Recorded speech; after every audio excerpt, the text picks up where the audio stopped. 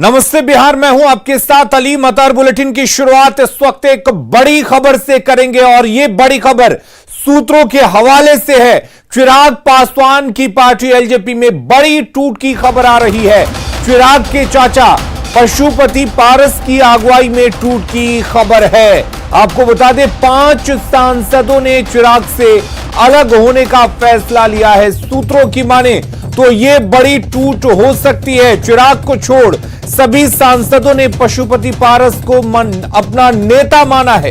Prince Paswan, Veena Singh, Chandan Kumar, महबूब अली कैसर ने अपना नेता पशुपति पारस को माना है।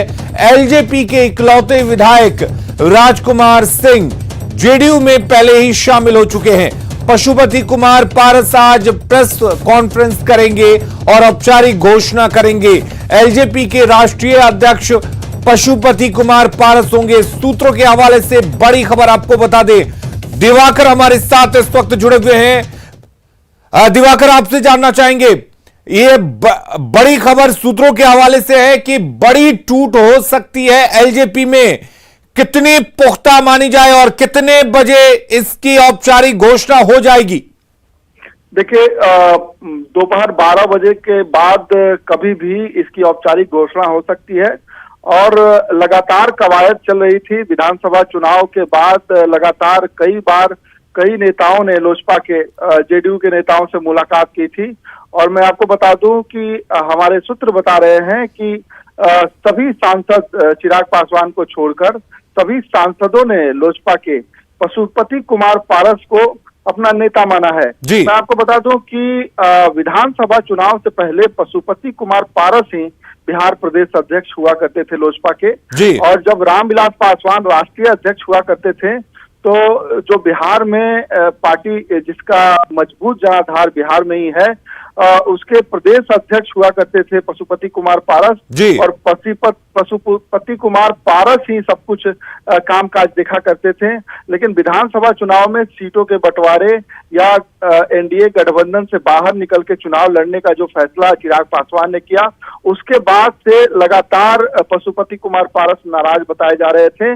प्रिंस पासवान हालांकि चिराग पासवान के साथ थे, लेकिन विधानसभा चुनाव के बाद उनकी भी नाराजगी बढ़ गई और धीरे धीरे जो तमाम सांसद हैं और नेता हैं उनकी नाराजगी बढ़ती गई और पार्टी की निष्क्रियता को देखते हुए पशुपति कुमार पारस ने पहले भी संकेत दिए थे, लेकिन उस वक्त विधानसभा का चुनाव चल रहा था। उस वक्त उन्होंने एक पत्र लिखकर खारिज किया था कि ऐसी कोई बात नहीं है, पार्टी में टूट की खबरों को उन्होंने खारिज किया था।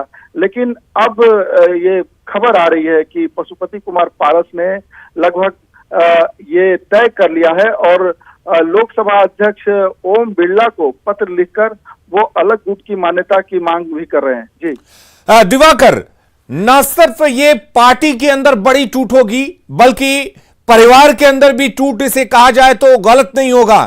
लेकिन ऐसे में चिराग बिल्कुल अलग पड़ गए हैं, अकेले पड़ गए हैं, उनका क्या? जी बिल्कुल, चिराग पासवान बिल्कुल अलग थलग पड़ गए हैं और लगातार चिराग के खिलाफ नाराजगी बढ़ती जा रही है। और मैं बता दूं कि लोजपा के गठन से ही, लोजपा जब 28 नवंबर 2000 में नई पार्टी गठित हुई थी, उसके बाद से लोजपा में कई टूट हो चुकी है। मैं आपको बता दूं कि फरवरी 2005 में जब पहला चुनाव हुआ था और लोजपा के 29 विधायक, अब तक सबसे ज्यादा विधायक उसी साल जीत कर आए थे बिहार विधानसभा चुनाव में। बिल्कुल। जब लोजपा ने ये तय किया था कि वो किसी भी गठबंधन को समर्थन नहीं देंगे, उसके बाद ही लोजपा में बिखराव शुरू हुए और लोजपा के विधायक घटते गए और उसके साथ ही टूटते भी गए। और अब ये नतीजा ये है कि विधानसभा चुनाव में पार्टी सिफर पर पहुंच गई, शून्य तक पहुंच गई और इसको लेकर काफी नाराजगी थी। हालांकि रामविलास पासवान जब तक जीवित रहे और राष्ट्रीय अध्यक्ष रहे, पार्टी की कमान उनके हाथ में रही, कई नेताओं की नाराजगी को वो पाटते रहे। लेकिन चिराग पासवान से लगातार नेताओं की दूरी बढ़ती गई और वजह यह है कि पशुपति कुमार पारस से इनकी गुपचुप मुलाकात होती रही और अब इस मुकाम पर सभी सांसद पहुंच गए हैं कि वो चिराग पासवान को नेता न मान के पशुपति कुमार पारस को नेता मान रहे हैं और महज कुछ ही घंटों में ये औपचारिक ऐलान हो जाएगा और लोजपा की तस्वीर बदल जाएगी और इसके साथ ही बिहार की सियासत भी बदल जाएगी और बिहार की सियासी जो खबर होगी वो चौंकाने वाली होगी। मैं आपको एक और संकेत दे रहा हूं कि एक और पार्टी है जिसके विधायकों में लगातार कानाफूसी चल रही है और जेडीयू नेताओं के संपर्क में है। मैं संकेत कर रहा हूं कि कांग्रेस के कुछ विधायक लगातार जेडीयू नेताओं के संपर्क में हैं और कांग्रेस से भी टूट की खबर आए तो ये अतिशयोक्ति नहीं होगी। जी दिवाकर, एक सवाल ये भी कि क्या जिस तरीके से चिराग पासवान ने पूरा का पूरा मोर्चा संभाल रखा था विधानसभा चुनाव में और जबरदस्त निराशा हाथ लगी थी चिराग पासवान को, उनकी पार्टी को, ये एक बड़ी वजह थी क्योंकि उसके बाद उनकी पार्टी के दूसरे नेता जो उनके परिवार से ताल्लुक नहीं रखते थे वो बिल्कुल अलग हो गए थे इस पार्टी से। जी बिल्कुल, जब चिराग पासवान ने अलग लड़ने का फैसला किया एनडीए से तभी कई नेताओं की रजामंदी नहीं थी, लेकिन उस वक्त विधानसभा का चुनाव चल रहा था और आनंद फानंद में जब ये फैसला लिया गया, हालांकि चिराग पासवान ने पहले ही 6 महीने पहले ही अपना रुख साफ कर दिया था।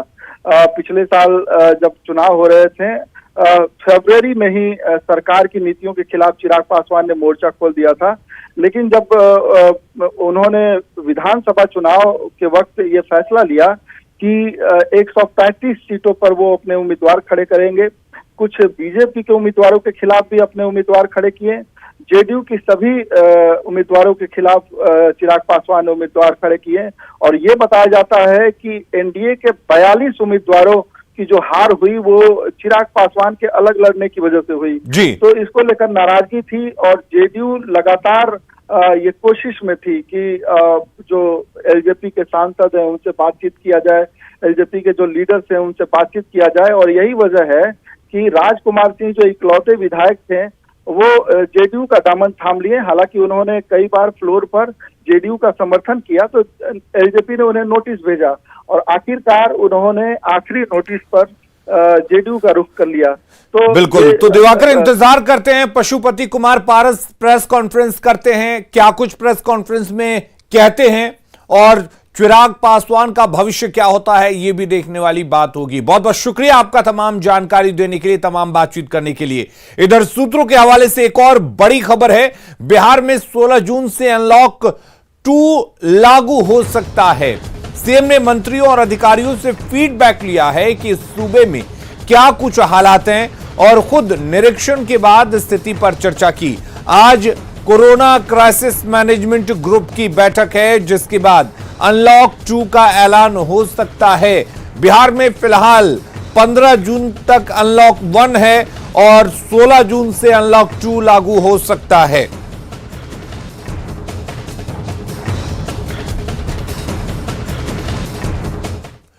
और इधर एक और बड़ी खबर आ रही है, मुंगेर से बड़ी खबर है जहां पर छापेमारी करने गई पुलिस टीम पर हमला हुआ है।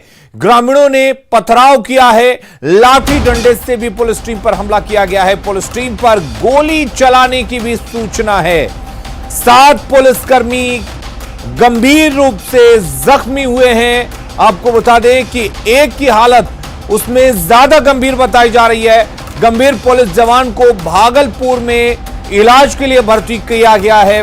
पुलिस ने घटनास्थल से हथियार और शराब बरामद किए हैं। असरगंज बाजार कलाली मोड़ की घटना है जहां पर पुलिस टीम पर हमला कर दिया गया, पत्थर और लाठी डंडों से हमला किया गया। 7 पुलिसकर्मी घायल बताए जा रहे हैं जिसमें एक की हालत गंभीर है।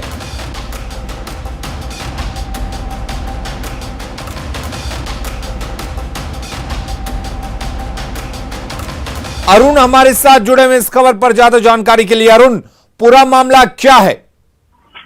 जी मैं बता दूं कि बीती देर रात जब असरगंज पुलिस को ये सूचना मिली कि कुछ शराब माफियाओं के का डील होने वाला है, उसके बाद पुलिस वहां से कूच की, लेकिन वहां पे पहुंचने के बाद जो शराब माफिया थे वो पुलिस पे ही हमला किए थे, उनका मोबाइल छीन लिए, जिसके बाद वो लोग वापस टीम आई। उसके बाद जो है 4-5 थानों की टीम मिलके पुनः उस स्थान पे गई हमला छापेमारी के लिए। तो लोगों ने ईंट डंडे तथा गोली भी उन पे चलाई, जिसमें 7 पुलिसकर्मी जो है वो घायल हैं। एक की हालत नाजुक है, जिनका इलाज जो है भागलपुर में है। जी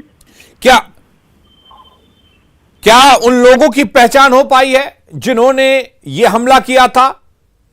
जी मैं बता दूं कि अभी की जो सूचना है कि सूचना में कि 2-3 जो लोग थे उसे पुलिस गिरफ्तार की है तथा वहां से जो है कई पिस्टल भी बरामद किए गए हैं जिनसे गोली चलाई गई थी, तथा कुछ शराब भी वहां से मिला है, जिसके बाद पुलिस जो है वहां पे गांव में जो है छापेमारी में लगी हुई है। जी चलिए, बहुत बहुत शुक्रिया अरुण आपका तमाम जानकारी देने के लिए। बेतिया की बात कर लेते हैं, जहां पर असामाजिक तत्वों ने माहौल बिगाड़ने की कोशिश की है। जहां एक मूर्ति को तोड़ दिया गया, इसके बाद स्थानीय लोगों ने हंगामा किया, लेकिन प्रशासन ने फिर से मूर्ति स्थापित करने का आश्वासन दिया, जिसके बाद लोग शांत हुए।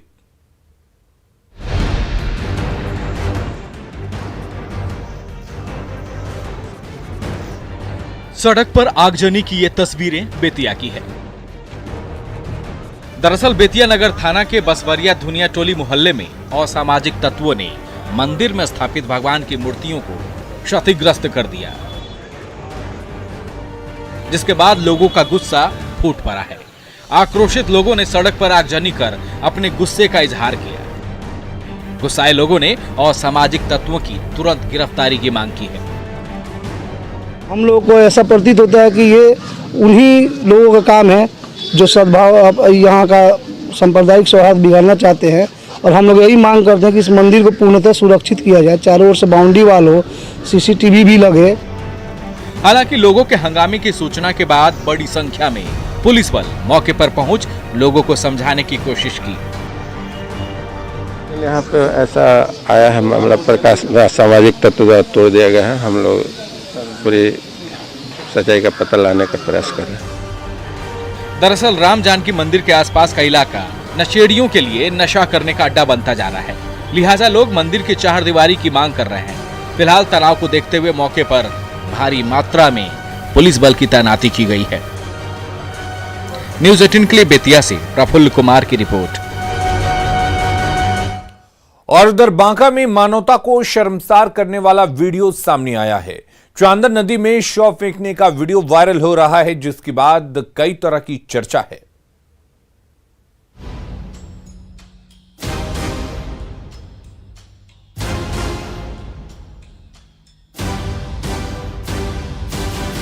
हैरान करने के साथ ही ये वीडियो परेशान करने वाला भी है।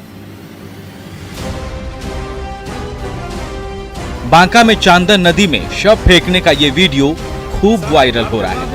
तस्वीरों में आप साफ देख सकते हैं कि एक एम्बुलेंस से कुछ लोग चांदन नदी के किनारे पर आते हैं, फिर कपड़े में बंधे शव को एम्बुलेंस से उतारकर नदी की तरफ ले जा रहे हैं। नदी के पास वर्दी में एक चौकीदार भी मौजूद है, जिसका नाम रवि पासवान बताया जा रहा है। की नाम है अपना? रवि पासवान। रवि कौन घर? इतना तो बड़ा पूछ तो बात करो। अरे बोलो ना। अच्छा ठीक है सर, आप जितना दिन लाश लाए सब फेंकिए दे रहे हैं, जलाते ना हैं। आई लोग जो है फेंक रहा है कुत्ता को खाने के लिए। क्या कोई थाना लाश को इस तरफ फेंकने का इजाजत दे सकता है? जब उससे इस बारे में पूछा जाता है तो तैश में बड़ा बाबू से जानकारी लेने को कहा। वहीं मौजूद लोग शव को कौन सी थाना का बता रहे हैं। हालांकि न्यूज़ 18 इस वायरल वीडियो की पुष्टि नहीं करता है। गोपालगंज में सोशल मीडिया पर एक वीडियो वायरल हो रहा है, जिसमें दावा किया जा रहा है कि बरौली PHC में इलाज कराने गई महिला को एम्बुलेंस नहीं मिला, जिसकी वजह से महिला ने अपनी बीमार बुजुर्ग मां को गोद में लेकर करीब 3 किलोमीटर की दूरी तय की, जिसकी वजह से वो अपने गांव सुरवल से PHC तक अपनी मां को पीठ पर लाद कर ले गई। तस्वीरों में महिला मां को पीठ पर लेकर खड़ी दिख रही है। वहीं आपको बता दें कि इस तस्वीर के वायरल होने के बाद से कई सवाल उठ रहे हैं। ये 2 तस्वीरें आप देख सकते हैं, पीठ पर मां को लेकर महिला जाती हुई दिख रही है। किस तरीके से अपने बुजुर्ग मां को महिला अपने पीठ पर लाद कर 3 किलोमीटर दूर PHC पर पहुंचती है। दूसरी तस्वीर आप देख सकते हैं कि ठेले पर शव को लेकर जाया जा रहा है। तो ये तस्वीरें हैं बिहार के स्वास्थ्य सिस्टम की।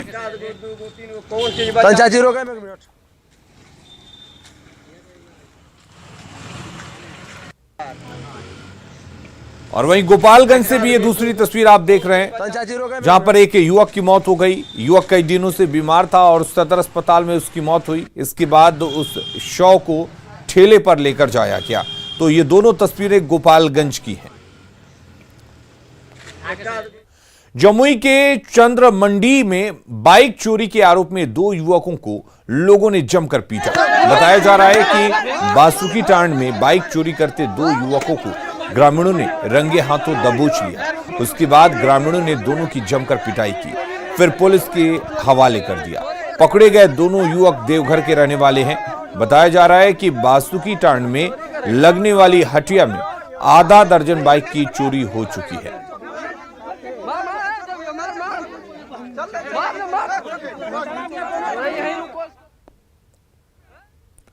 और उधर बेगूसराय में बेखौफ बदमाशों ने बीजेपी नेता और पार्टी के प्रदेश कार्य समिति के सदस्य कृष्ण मोहन सिंह को उनके घर से के सामने ही गोली मार दी। उन्हें इलाज के लिए निजी अस्पताल में भर्ती कराया गया, जहां उनकी हालत गंभीर बनी हुई है। वहीं सूचना पर अस्पताल पहुंचे मटिहानी थाना पुलिस को परिजनों के गुस्से का सामना करना पड़ा। परिजनों का आरोप है कि 18 मई को गांव के ही एक बदमाश ने अपनी पत्नी की गोली मारकर हत्या कर दी थी। उसके बाद से ही बीजेपी नेता को भी लगातार धमकी मिल रही थी। शिकायत के बाद भी पुलिस ने कोई कार्रवाई नहीं की।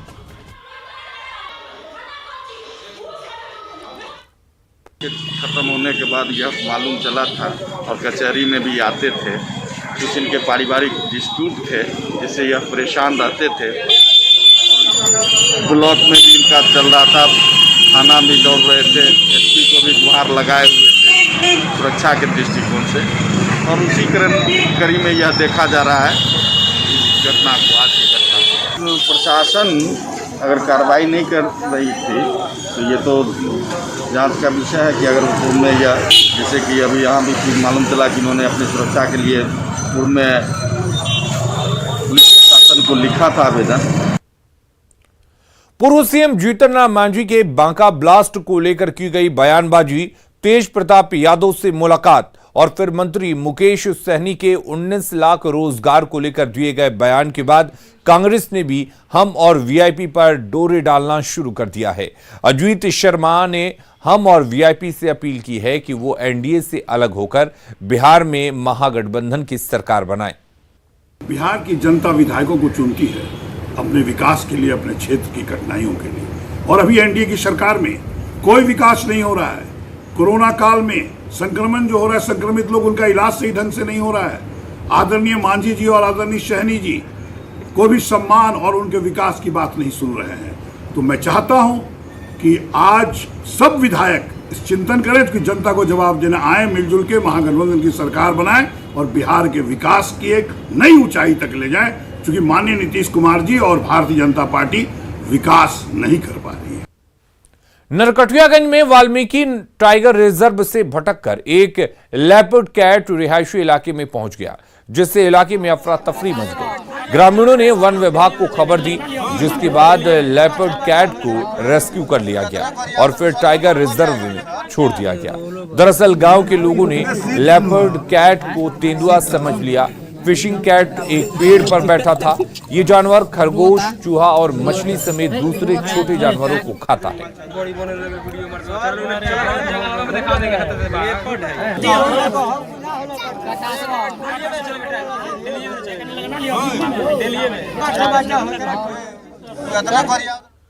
बांका की लाइफलाइन कहे जाने वाली चांदन नदी का पुल ध्वस्त हुए 1 साल से ज्यादा का वक्त हो चुका है। लोग जान की बाजी लगाकर इस पुल से गुजर रहे हैं।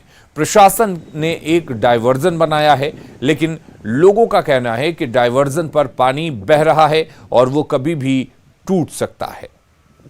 ये बांका का लाइफलाइन चांदन पुल कहा जाता है, जो कि पिछले 1 वर्ष से ज़्यादा समय से ये बालू निकासी के चलते पूरी तरह से ध्वस्त हो चुका है और या यूं कहें कि ये हवा में झूल रहा है। इसके करीब 60 पिलर में से करीब 45 पिलर पूरी तरह से ध्वस्त हो चुका है। लेकिन लोगों की परेशानी ये है कि बरसात के समय लोग इससे आवागमन अपना प्रारंभ किए हैं, तो लोगों के आवागमन के लिए आप देख सकते हैं कि बहुत लंबा डाइवर्सन बनाया गया है जिस पे करोड़ों रुपए खर्च किए गए हैं, लेकिन ये डाइवर्सन का क्या स्थिति रहने वाला है। अब बारिश भी स्टार्ट हो गई है और पानी में नदी में पानी का बहाव भी तेज हो चुका है। पुल बन जाता है तो हम लोग को सहूलियत होता है। अच्छा, डाइवर्सन से क्यों नहीं आप लोग? कुछ नहीं, 1-2 फीट पानी चल रहा है अभी। अच्छा, वो डाइवर्सन तो ऐसे डैम खत्म हो चुका। ये भी खराब है, वो भी खराब हो गया, तो क्या करेगा? उससे बढ़िया तो यही है, इससे ज़्यादा तो वो भी खराब है। ये हवा में झूल रहा है, कभी भी ये पुल टूट सकता है, जान की परवाह नहीं है। बहुत परवाह, पर क्या करे, मजबूरी है, सरकार कुछ कर नहीं रही है। 1.5 साल हो गया पुल टूटने के लिए, अभी इसका कोई उपाय नहीं हुआ है। सरकार सोचा नहीं कभी कि पुल बनेगा क्या नहीं बनेगा। जो डाइवर्सन बनाया गया है, डाइवर्सन की भी स्थिति बरसात के दिनों में ठीक नहीं रहने वाली है। ऐसे में लोगों का कहना है कि जान की बाजी लगाकर लोग आवागमन जारी रखे हैं। Nagendra, news 18 network, Banka. भोजपुर में लगातार 2 दिनों से हो रही बारिश से कृष्णागढ़ थाने की पुलिसकर्मी परेशान हैं। थाने का भवन जर्जर है, जिससे थोड़ी बारिश से ही छत से पानी टपकने लगता है और कमरों में पानी जमा हो जाता है। पुलिसकर्मी ऑफिस में कागज बचाने की फिक्र में रहते हैं।